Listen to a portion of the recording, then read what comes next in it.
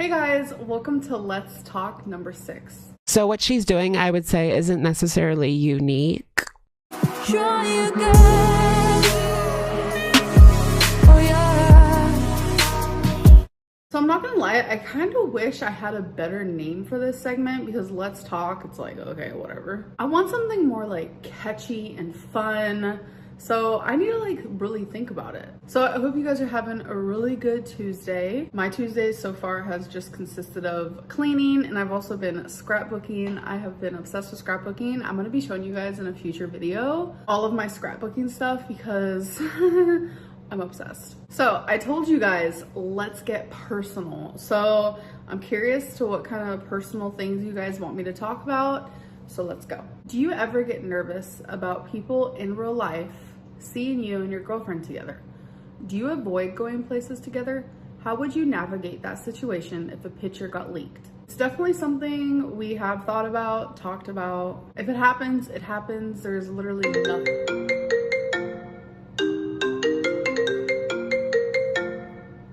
Hold on. Hello?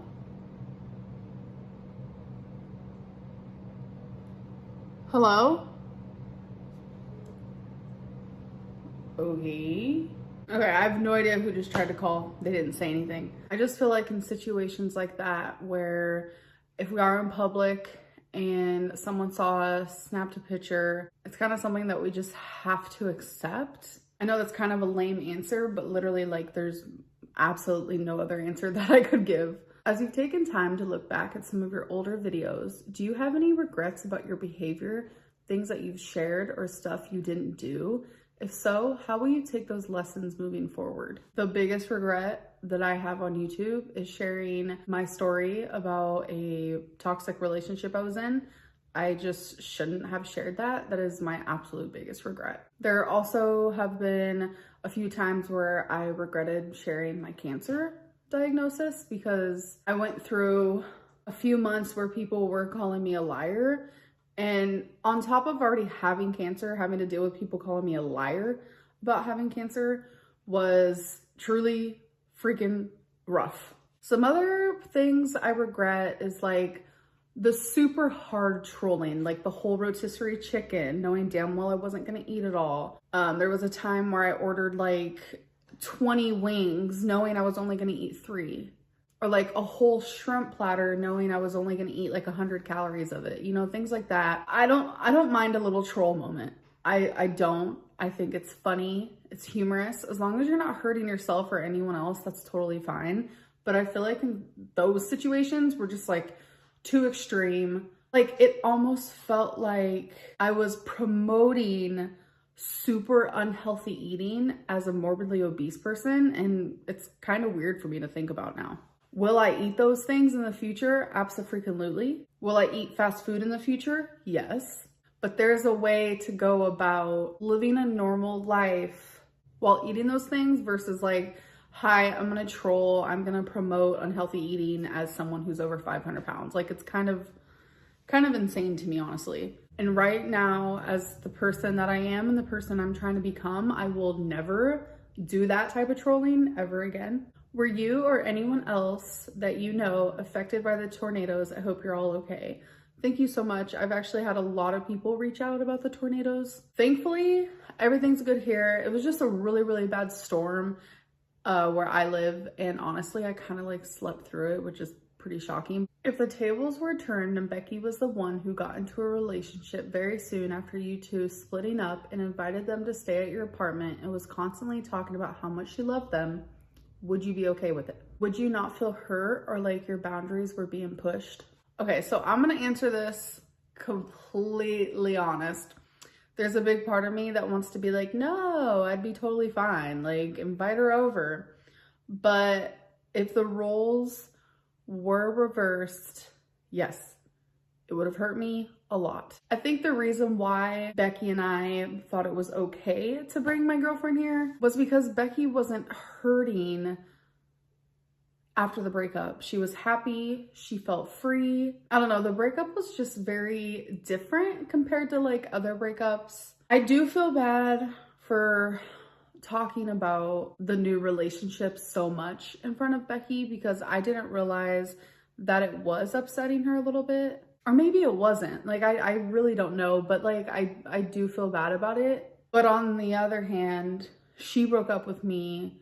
You know, this is my apartment, and if I want to have someone come visit me, then I should be allowed to do that. Thankfully, when they met, they got along. There was like no awkwardness or anything like that. Can you talk about your life when you were younger versus now money-wise? I'm curious because you've talked about being poor in the past and now you can buy more things like Legos or whatever. How does it feel to be able to do that now when you basically grew up with nothing? I was actually just talking to my girlfriend about this. So a really good example is last year when my mom came to visit me, I moved literally 2 days before I was supposed to get a full-fledged hysterectomy. And I wanted everything put away. Like, I didn't want to come home from my surgery with boxes everywhere. So me, Becky, and my mom, we like went crazy. Like, we were putting away everything. And something my mom helped me put away was my clothes. As she was hanging up my dresses, she started crying. Me and my mom are both very emotional. So I totes get it, but I was like, Mom, why are you crying? Like, you're just hanging up my dresses. She like looked around my closet and she was like, look how many clothes you have. Like, and then she brought up memories of like, when I was younger, I literally only had like one pair of pants. I only had one shirt. I literally wore the same thing to school every single day. I literally grew up with nothing. Like, it's crazy that, you know, I can just go to the grocery store and buy whatever I want. But when I was younger, we didn't have money for food. So we would get free food every Saturday. We would get like a box of free food that got delivered to us. And it's just like little things like that where it's just like, wow. I don't know if that has anything to do with maybe the reason why I have a shopping addiction, because like I wasn't used to that life when I was younger. So now I'm just like, oh my God, I have the money. So let's like spend it all. Like another good example is like school dances. I loved me a school dance, but they always costed money. And my parents didn't have that money. Looking back, how long did you have lymphedema before you noticed? Were you ever treated for it? No, I have never been treated for lymphedema. It's really weird. I remember the year that it happened. I remember why it happened. I remember how it happened, but it's like it happened overnight. Like I remember one day literally just being like, uh-oh, it looks like I got lymphedema. It was during a very like depressing stage of my life where I literally stayed in my bed constantly. It was because like mental health problems. It was because like I was so big I couldn't even walk for over a minute. That is when it started to form, and it's like I'm constantly wondering like if I didn't go through like that bed bound moment, would I have lymphedema right now? Like it's something that I literally torture myself with like the constant thoughts of it. Getting it treated is something that I really need to look into. Like, I know lymphedema never goes away, but like you can do things to help it. Are you ever gonna let your audience see more of the inside of your apartment and actually go outside for once? I go outside every day. I like to walk majority of the days. I don't find any fun in filming myself walking unless I'm doing like a time lapse. But if you want to see more of my apartment, here's a little glimpse. A little glimpsey. I mean, maybe I can show more of the apartment like in a future video. It's just not really something that I think about. Someone actually commented below that question and said, does she have to leave though? To be fair, a lot of vloggers / other channels don't really go anywhere. And she does show the dog walks, even if it's just the dog, which is more respectful in my mind than to film random neighbors, just saying. And I completely agree with you. It was scary and sad to see you deal with a cancer diagnosis. Since then, however, we haven't seen much of a change in behavior as now you're slipping back into old habits. If a cancer diagnosis wasn't enough to motivate you to change, and a nicer, more supportive audience isn't either, what will? So I don't understand what you mean when you say that I'm slipping back into old habits, because what? I think tomorrow will be my 9th weigh-in for you guys in a row? What? Like I'm literally actively losing weight. I am down over 80 pounds. I don't know what I'm doing now that has any relation to like my old habits. I've seen a lot of people say that like I'm slipping into phase 2.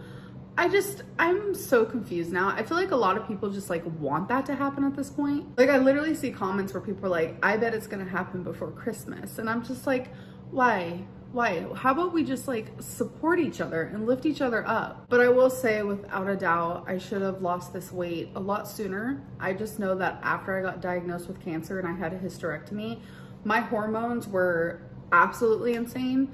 Like my body was trying to go through menopause while I was taking a little tiny estrogen pill. Not only that, but my mental health was just like through the roof, because I'm over here like, okay, I just got diagnosed with cancer. I literally just had all my female parts just taken out of me. I could no longer have a child. And it wasn't even just that. I constantly was just like, what if my cancer spread? What if I get cancer again? Like it was a lot of mental health problems, and you think that would scare me into like wanting to change and lose weight and all this stuff, but instead it did the reverse effect. It made me want to numb myself, and that's why I got back to my freaking heaviest weight by like 3 pounds. But something that I really want to stand by, it's never too late to change. So I'm going to accept that I did not change sooner, because all I can do is move forward. How did you score free food from McDonald's but still paid $15 for a Diet Coke? What free food are you talking about? Because I did not get no free food. Did you ever think that you'd be a YouTuber one day? Are you happy with what you do? When I first started YouTube, I did not expect it to become a job. But like the more I did it, the more I hoped for it. And I was like, can you imagine if this was like my actual job? And then it kind of just like happened. And yes, I can without a doubt say that I am happy being a YouTuber. Of course, there's pros and cons to it. I feel like there's pros and cons to probably like every job out there. And of course, there are things that I would love to change, but I am so beyond grateful for this opportunity. Sometimes I'm just still in shock by it, I think, because it's like, wow, like I have a roof over my head because people want to hear me talk. I don't know, it's kind of crazy, really. How come your receipt from McDonald's was heavily cropped and under the total it said free food? It was cropped because it showed the address of the McDonald's, and obviously I didn't want to share the address. But here you can see the original thing. I'm just gonna cross out the address. I don't really know what the free food thing was, so. Have you ever considered a therapist who specializes in binge eating disorders? The therapist I have now actually does, which I love, and that's why she did recommend intuitive eating, counting calories, following meal plans, counting points, carbs. That's a really big thing that triggers binge eaters into binging. I've actually been told this by dietitians, by nutritionists, by doctors, so I definitely trust her word for it. I just don't think intuitive eating is right for me in this moment, because my goal is to lose weight. And let's be real.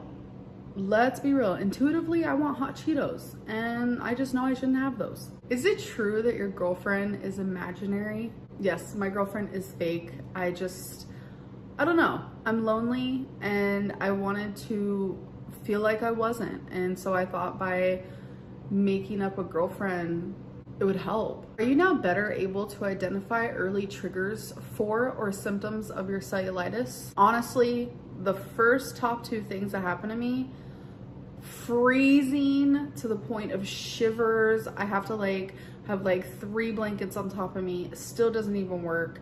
And I have a hardcore fever. Sometimes I vomit like a lot. But the biggest thing is, while those things are happening, if my leg is even slightly red, then I know it's about to go down, and it's very unfortunate. But when that happens, I'm able to see the doctor super quick, put on antibiotics super quick, because I know what's happening. Are you gonna stay in that apartment, or are you planning to move?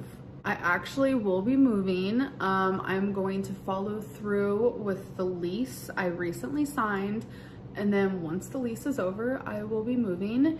And I'm actually gonna be moving out of state.